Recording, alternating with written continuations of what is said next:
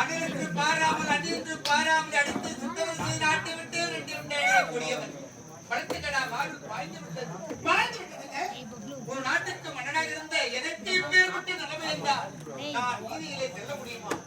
மானத்தோடு நிற்கலாமா? மானம் போன பிறகு நாம் இருவரும் ஆகத்தான் வேண்டும். என்னங்க நிற்கவே கூடாது. நாம் இருவரும் கொடுக்கும் மனம் படைத்த நமது ஆரணி திருவண்ணாமலை மாவட்டத்தை சேர்ந்து ஆரணி சேர்ந்து ஆரணி பகுதியை வட்டத்தை சேர்ந்து